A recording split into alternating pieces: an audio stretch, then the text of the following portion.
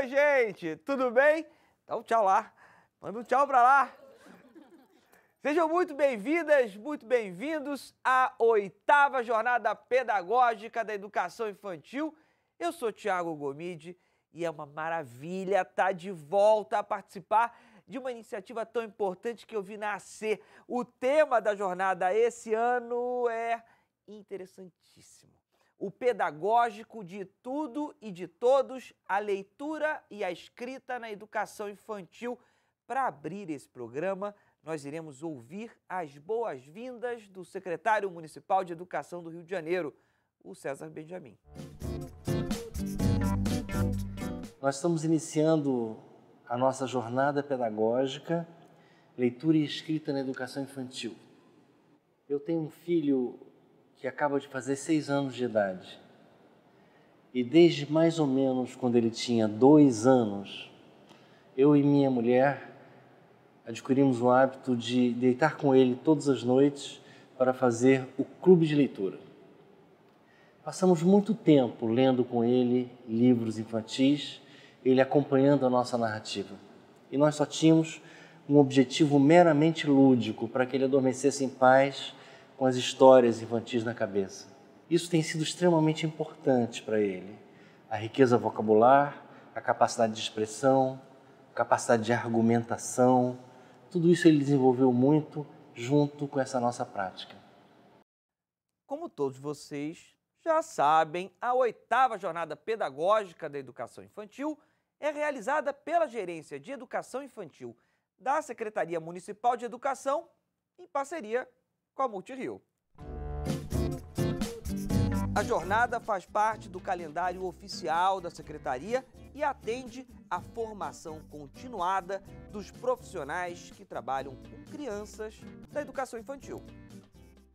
No encontro de hoje, nós iremos discutir o tópico leitura e escrita dentro da escola em diálogo com as famílias. Quem vai falar um pouco sobre esse tema é a gerente de educação infantil da Secretaria Municipal de Educação do Rio de Janeiro, a professora Simone Souza. Vamos ver. Olá, sejam muito bem-vindos e bem-vindas ao 2º dia da nossa 8ª Jornada Pedagógica da Educação Infantil. Para falar um pouquinho desse tema de hoje, eu estou aqui com a Mônica, que é a mãe do Lucas.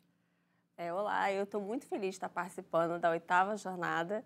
Eu acredito que eu, como mãe, entre escola e a família, tem um melhor desenvolvimento para as crianças. Eu acredito que a família junto vai ser bem melhor. Eu acho que dá certo. Essa parceria dá certo? Com certeza. Então vamos juntos, vamos né? Juntos. Então aproveitem bastante, a roda de conversa aqui vai ser animada e eu tenho certeza que aí também. Sejam bem-vindos à 8ª Jornada Pedagógica. Perfeito, Simone. Olha, é possível entender como é que está a dinâmica aqui, né? Nós convidamos algumas profissionais da educação infantil do município do Rio de Janeiro, também tem responsável aqui para participar da conversa de hoje. E é impossível, ou melhor, não é impossível, sei o nome de cada uma de vocês, mas prefiro que cada uma se apresente. Topam? Sim? Ok, então vamos começar com quem? Meu nome é Camila Brenel, eu sou professora e estou como diretora do EDI Chácara do Céu na Tijuca, 2ª CRE. Eu sou a Alessandra, sou professora 2, agora estou atuando como diretora da creche municipal Maria Altamira. Meu nome é Gwendolyn Bratoit, eu estou coordenadora no CIEP Dr. Adão Pereira Nunes, 6ª CRE. Eu sou Clarice Mendes, professora maternal 1 do ED Arthur Nori. Oi, meu nome é Ana Maria Inácio, sou professora da pré-escola 1 da creche municipal Monteiro Lobato, 4ª CRE.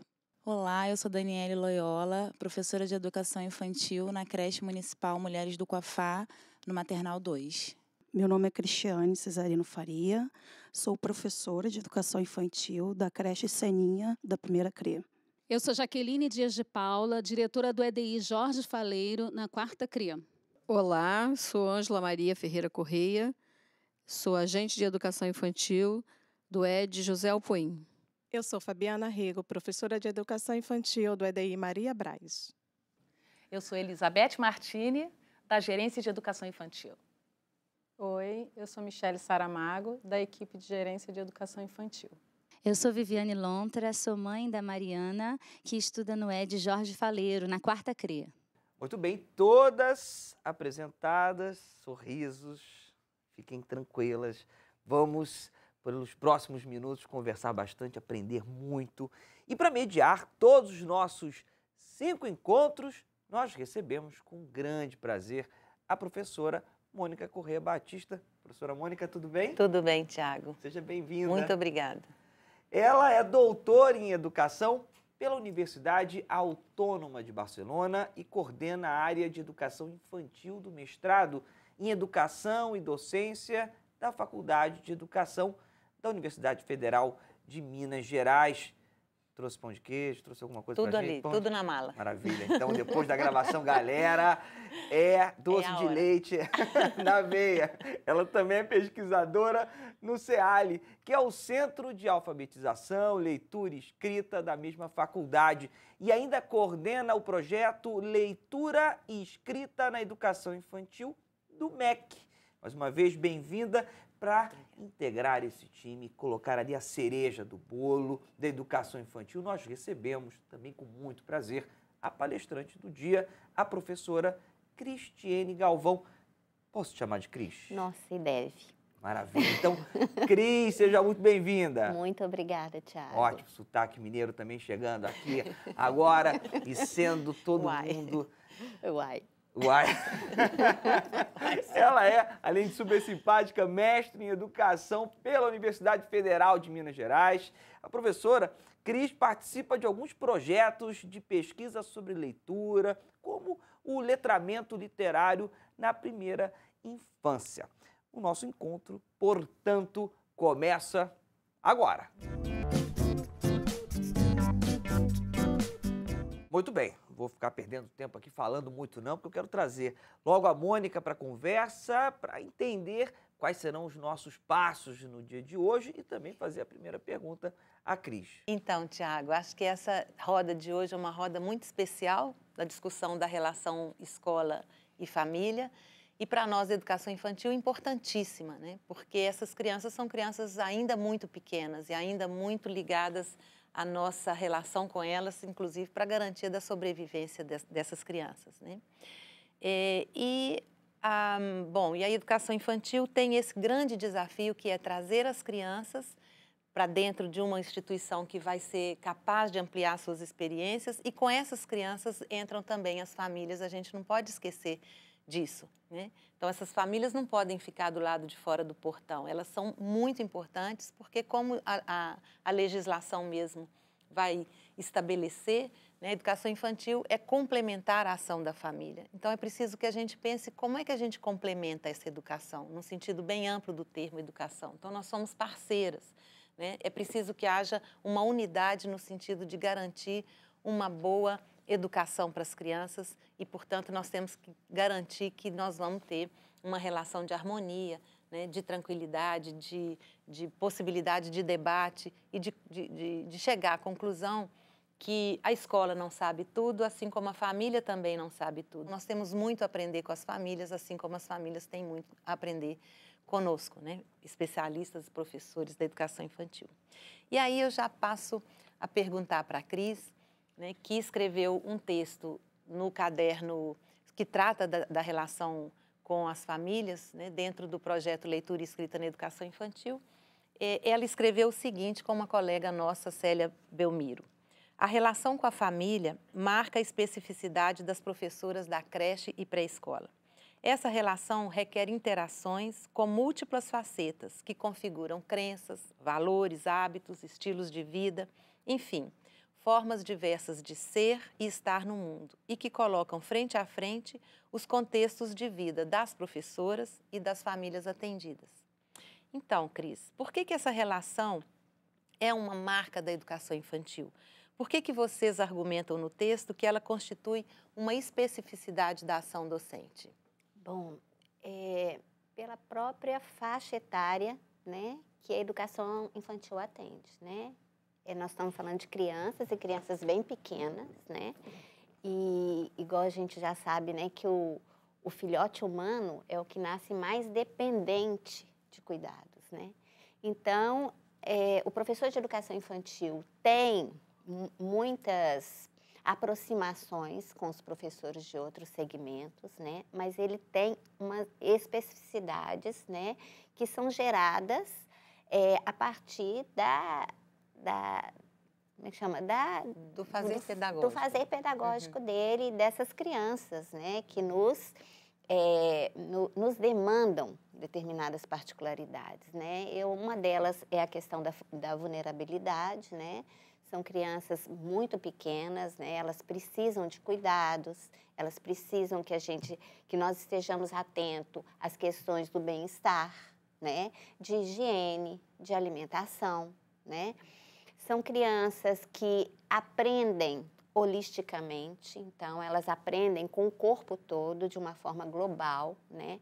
Não são crianças setorizáveis, né? Eu acho que a criança não é um ser setorizável, então ela aprende com o todo, né? Ela aprende pegando, ela aprende escutando, ela aprende pondo na boca, né? Ela aprende pintando no próprio corpo, né? Então ela aprende de uma forma global, né? E tem uma coisa que eu acho que é uma equação que a gente tem que saber lidar com ela, que são crianças vulneráveis, mas são crianças muito competentes, né? A gente tem que acreditar nisso.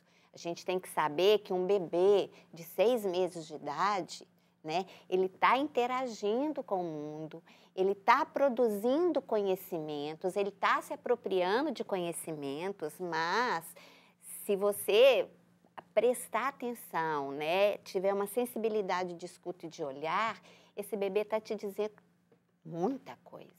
Agora, a gente precisa ter muita sensibilidade, né, para lidar com essas famílias, né, porque elas vêm, né, de representações de educação infantil e principalmente da creche, né, que foram construídas durante muito tempo, né.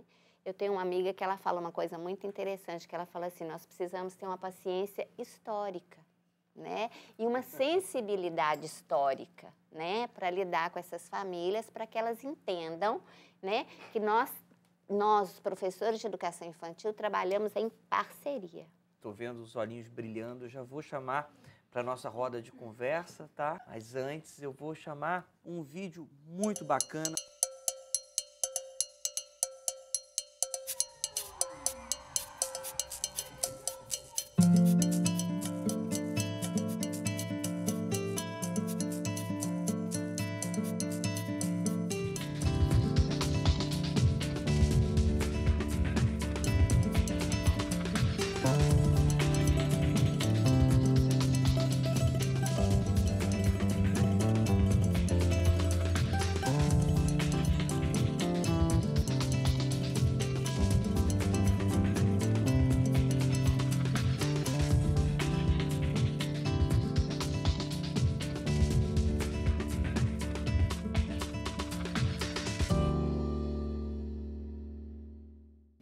Sorriso gostoso, esse dedo positivo, é tudo que a gente precisa, né? Professora Mônica, comenta, por favor. Bom, eu acho que esse vídeo é ótimo entrar nessa discussão, como a gente estava falando da paciência e eu diria que da generosidade e da partilha, de compartilhar. Eu acho que isso que é a tônica dessa relação. Então, se a gente pensasse que palavra expressa, né? Seria parceria. Acho que a gente deveria focar nessa ideia de como que é uma obrigação da escola trazer esses atores para dentro dela e não expulsar, né? Eu costumo fazer muito um paralelo com a área da saúde.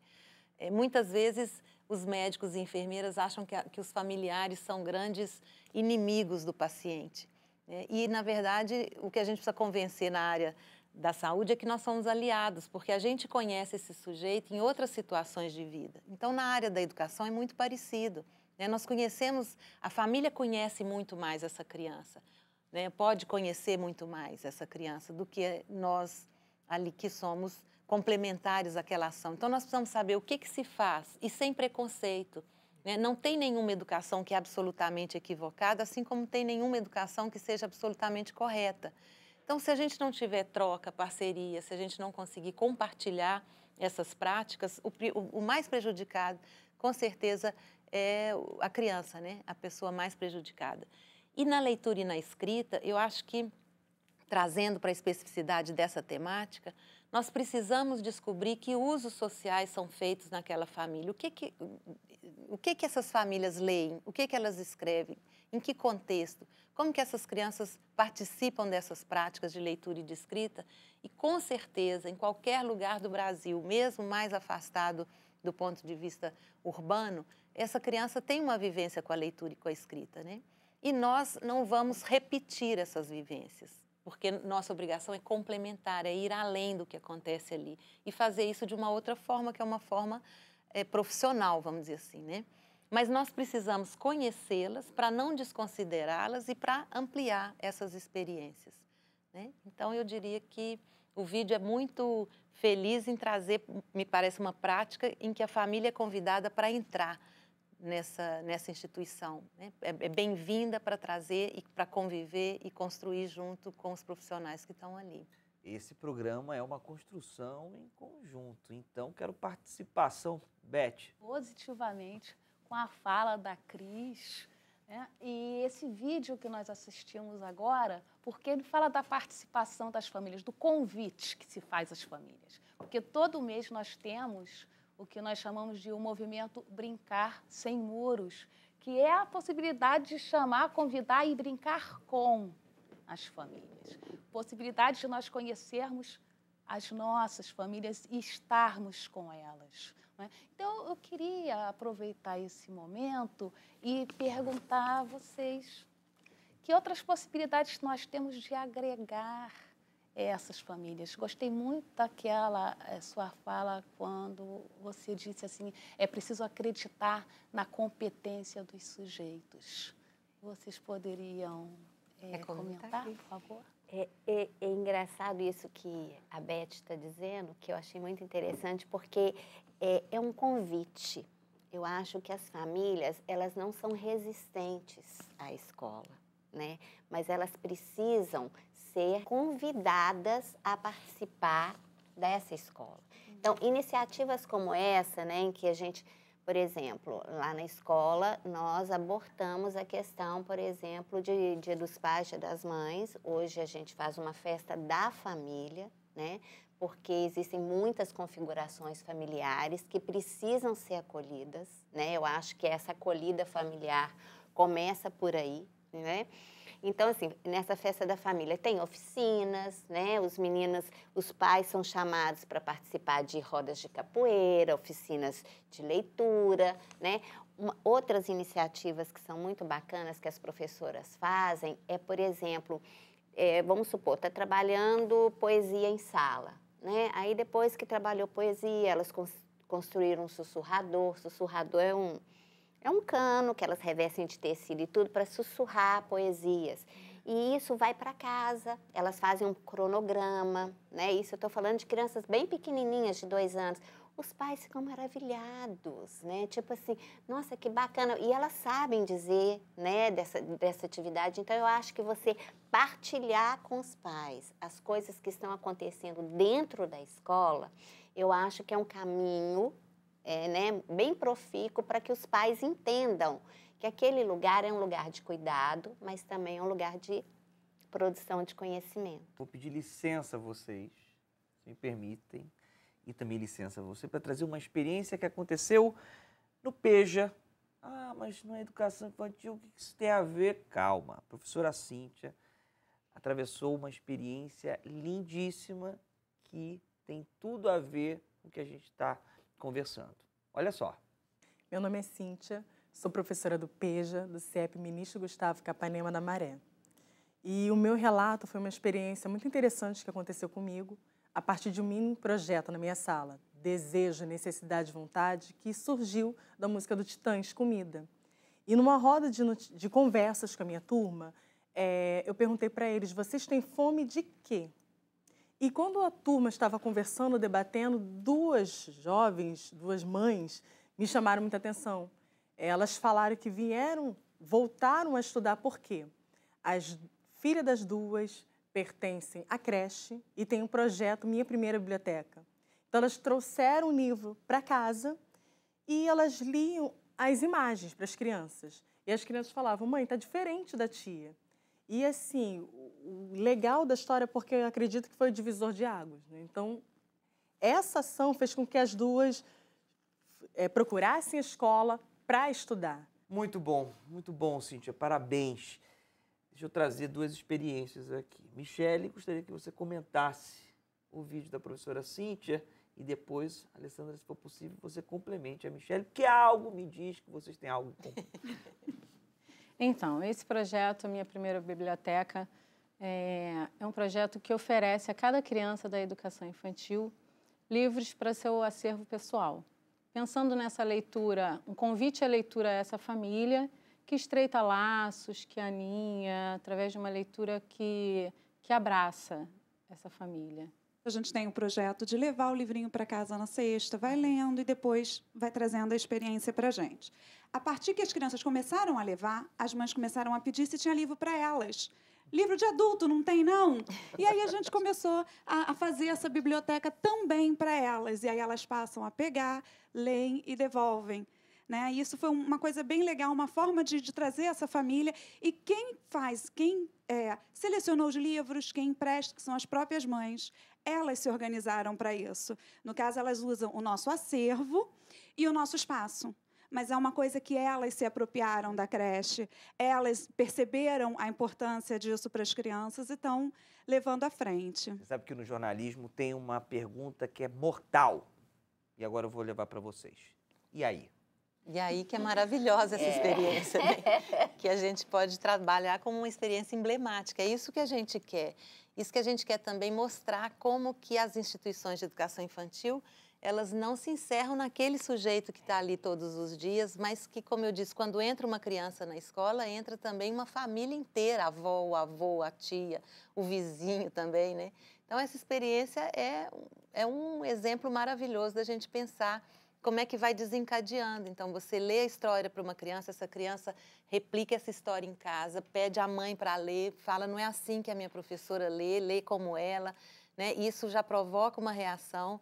Enfim, e aí é um resultado maravilhoso, quer dizer, vocês ampliaram essa prática de leitura para os adultos, né, que convivem com aquela criança, e isso é muito importante, muito bonito também. Eu queria só complementar o que a Mônica está falando, quando ela fala dessa questão da gente ter sensibilidade, né, da gente conhecer essas famílias. Isso é muito importante, gente, porque já houve uma experiência muito bem intencionada de chamar algum familiar para ler um livro de história, não era contar. E aí, uma das crianças, toda vez que chegava a vez dela, o familiar não ia, né? Ela era criada pela avó. E aí, um professor, que por sinal era um professor, né? Ele ficava assim, achando estranho. Por que sempre? E trocava data, e conversava com a avó remarcava, e ele não aparecia. Por quê? Ela não sabia ler e escrever. Então, a gente tem que ter o cuidado, quando a gente faz essas propostas, para a gente ampliar a proposta. Vale cantar, vale recitar uma poesia, vale contar uma história, vale ler uma história. Né? Porque a gente não sabe, né, dessa outra história. E ela tinha vergonha de dizer que não sabia ler. Né? Conversando, o professor captou, e aí ele fala, então por que a senhora não vem aqui contar uma história? Uma história de quando a senhora ouvia quando ela era pequena. Nossa, disse que o rosto dela até mudou. Né? E aí ela compareceu. Né? Então, a gente tem que, isso que a Mônica falou, ter essa sensibilidade, né, para não fechar numa proposta, para ampliar essa proposta, para que realmente essas famílias sejam acolhidas. A Viviane, ela é mãe da Mariana. Como é que é a sua relação de leitura com a Mari? Eu gosto muito de ler, né? Então, lá em casa eu tenho muitos livros. E quando a Mari apareceu com a primeira biblioteca, ela passou a ter o acervo dela, né? Como a Michele falou. Então, ela sabe o espaço dos meus livros e rapidamente ela quis ter o espaço dela, né? Dos livros dela. E ela já está desde 2013... no ED, então ela já tem um acervo bem bacana, né? Além, claro, dos que às vezes ela quer, a gente quando passeia ou ganha dos avós, enfim. Então, ela está com uma biblioteca em casa.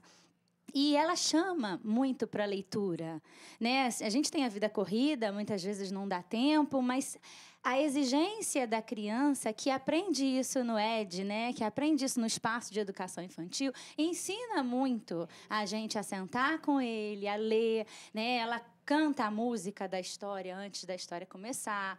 E aí ela vai me ensinando como que eu preciso fazer esse movimento com ela, né? Então, acho que o que ela aprende ali no ED entra em casa, né? Invade o espaço, ele extrapola.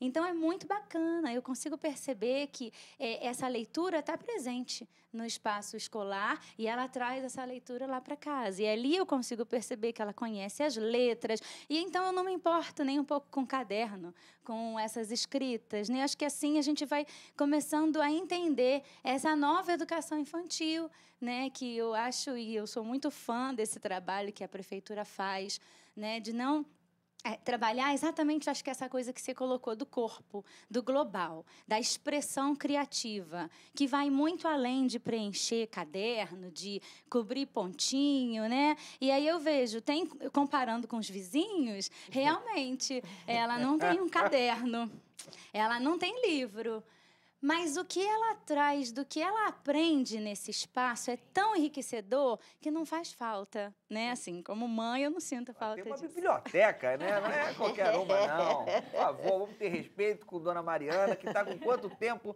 de vida e de leitura aí?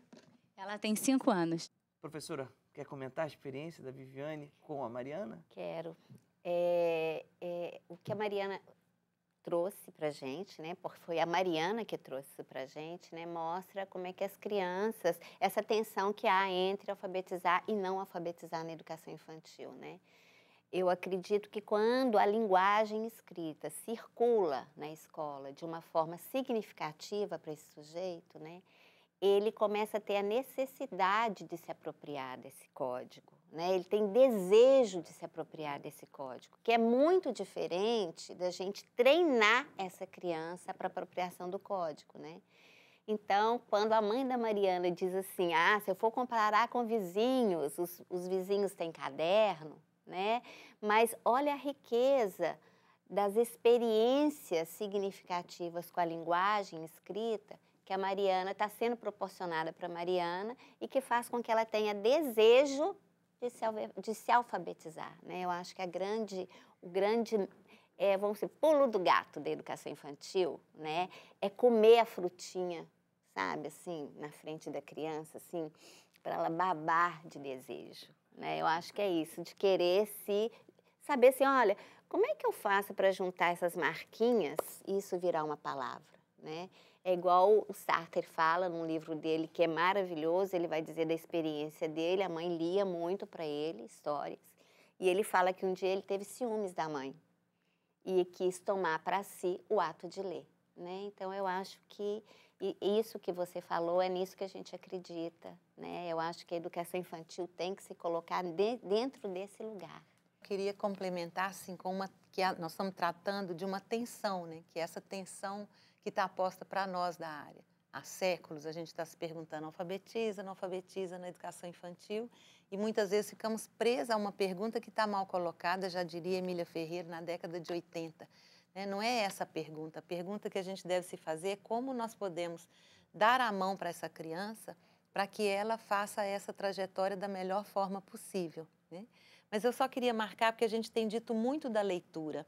Eu acho que a leitura de livros literários, a leitura de bons livros informativos, né, convidar os pais. Vocês verem que os exemplos que nós demos aqui estão muito ligados ao eixo da leitura. E essa leitura é um convite, como a Cris está dizendo, né? Em um determinado momento a criança vai querer mesmo se apropriar, né, e ser ela a pessoa que lê autonomamente. Mas tem uma questão que é da escrita, né? Porque nós temos ditos bebês como leitores e autores, crianças como leitoras e autoras. Então, há também uma autoria dessa criança em relação à escrita, né? E como é que a gente lida com essa tensão? Porque nós vamos esperar que a criança pergunte, né? E quando ela perguntar que tipo de atividade, de situação de aprendizagem, como é que a gente vai responder a esse desejo da criança, que é também um desejo de ser escritor, né? Então, acho que é interessante, e eu volto lá na primeira roda com Sônia Kramer, dela dizer, a gente tem quase que uma ação obstinada de achar que ensinar é desse jeito, copiando letras, treinando. Será que quando a gente está escrevendo um bilhete, né, para uma ida no zoológico, pedindo autorização para a mãe, nós não estamos ensinando essa criança a escrever, né? E se há um momento de sistematizar desta forma, com cópias, será que é na educação infantil, né? Então, o que que se faz em relação à leitura e à escrita na educação infantil? É o que a gente tem atravessado todas as rodas aqui dessa 8ª jornada em busca dessa resposta, e eu acho que a gente já tem, né? Quando a gente reconhece essa criança, que ela tem especificidades, que ela pensa o mundo de uma forma global, né? Que não tem a hora da aula de isso, a aula né? Não tem essa disciplina ou aquela. E com esse cuidado da gente não ser negligente, ou seja, nós só podemos ler para a criança. Não, ela quer escrever também, mas que tipo de mediação eu faço nas ações de escrita?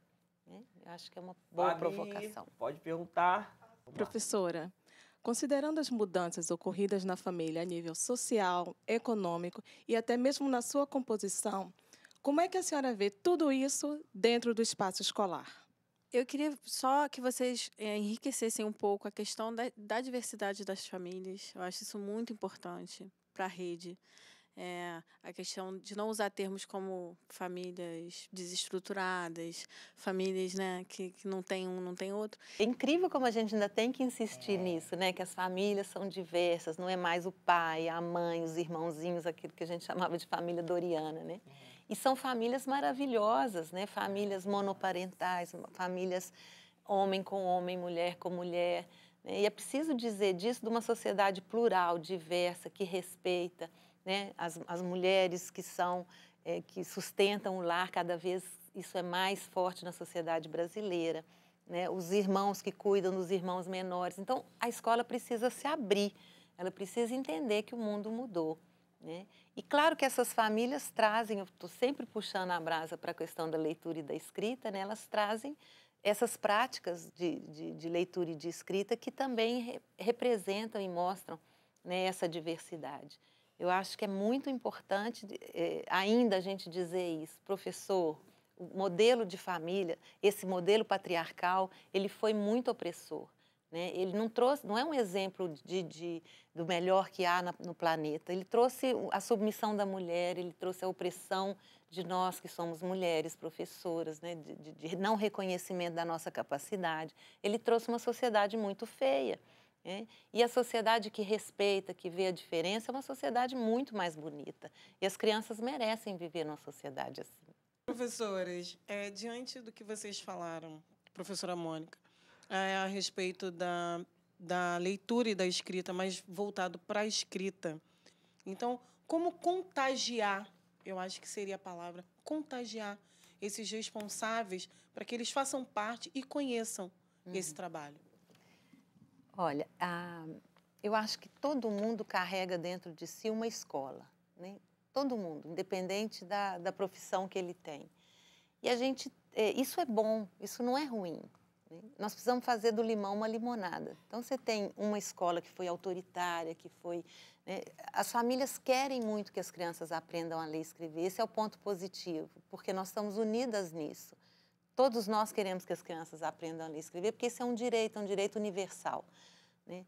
Agora, junto com esse desejo, vem uma concepção da forma como que isso acontece. Então, as famílias trazem isso. Olha, se eu aprendi assim... Por que essa escola não está fazendo? Isso gera uma insegurança, não é? Gente, será que se eu não repetir que o B com A é Bá, essa criança, meu filho, não vai aprender? Isso atravessa qualquer classe social, né? Então, as famílias mais abastadas acham que é uma vantagem contar, olha, meu filho de 2 anos está cheio de para casa. Pronto, isso dá um status, né? Coitado desse que só brinca e não traz nada. A família mais pobre, ela diz, meu Deus, se ele não aprender, ele vai ter problema, e ela está correta. Se ele não aprender agora, ele vai ter uma trajetória de fracasso. Ela sabe disso, ela vive isso na pele. Então, nós não podemos descartar isso. É muito bonito que as famílias estejam unidas conosco no mesmo objetivo. Agora, nós somos especialistas, nós temos a obrigação de trazer a esses pais, a essas mães, a essas avós, os conhecimentos, o que a gente estudou. Por isso eu digo, quanto mais o professor estudar, mais ele é autônomo, mais ele é profissional. Eu preciso saber muito sobre as teorias que informam a minha prática, o meu saber, para que eu possa dialogar. Eu acho que, de novo, eu faço uma referência à área da saúde. Eu não vou no médico dizendo, eu não vou operar de jeito nenhum, porque eu duvido que essa operação vai me sarar, mas eu posso perguntar, você acha mesmo que eu preciso ser operada? E o médico não pode dizer simplesmente, eu que mando aqui. Ele pode dizer, olha, diante disso, veja, eu pesquisei o seu caso, realmente o melhor indicar.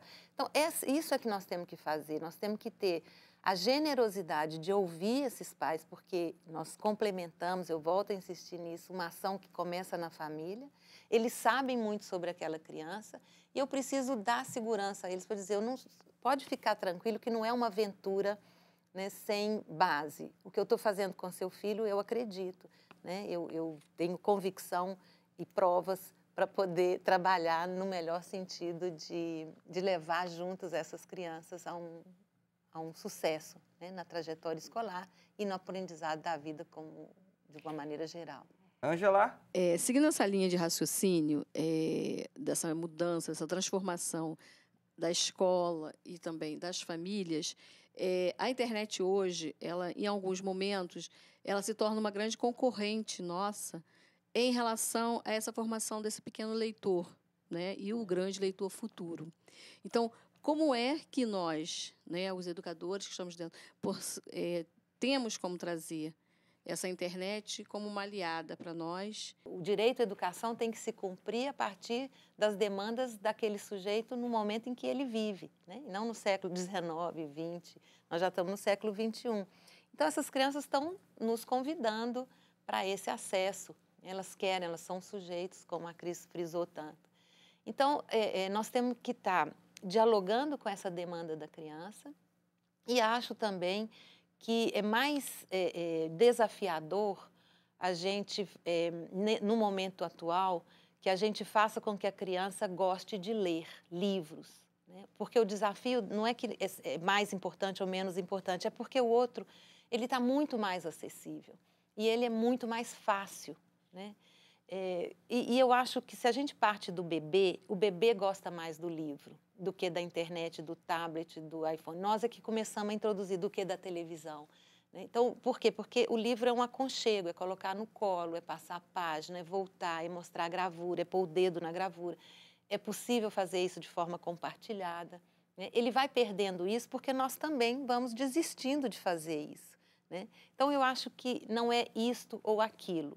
Eu só queria chamar a atenção que eu acho que as mídias, elas são mais fáceis da criança se tornar um usuário, né? É mais convidativo, é mais rápida, é mais social, né? A leitura, ela é mais introspectiva, ela é mais profunda, ela é mais... O tempo é como se a gente estivesse se opondo a uma lógica, né, como se a gente estivesse resistindo à lógica da pressa, da multi-informação, né? Quando você lê um livro, é um outro tipo de entrega. E nós não podemos perder isso, né? Então, eu diria que vamos olhar para o bebê, né? Vamos partir desse gosto desse bebê por esse objeto da cultura humana que é o livro, né? E vamos introduzir as outras coisas, mas sem pensar que elas vão substituir. E com esse risco, se a tendência está muito para esse outro, não vamos esquecer do livro. O livro é algo que eu acho, se Deus quiser, será insubstituível. Os debates não param por aqui, não. Obrigado pela vinda de cada uma de vocês. Eu tenho muito orgulho do trabalho de vocês. Obrigado, professora Cris. Muito obrigada, eu que agradeço, viu? Obrigado, professora Mônica. Eu que agradeço a sua condução, Tiago, sempre tão calorosa, nem afetiva. Obrigada. A roda de conversa aqui foi super animada. Eu tenho certeza que aí também o debate vai ser muito bom. E agora é hora de colocar a mão na massa. Mãos à obra. E assim, a gente vai chegando ao final do segundo dia da Jornada Pedagógica de Educação Infantil de 2017. Obrigado também a vocês, professoras, professores, profissionais de educação, que estão aí, olhando, vendo, também debatendo. A gente se encontra depois, próximo encontro. Beijo. Tchau, tchau.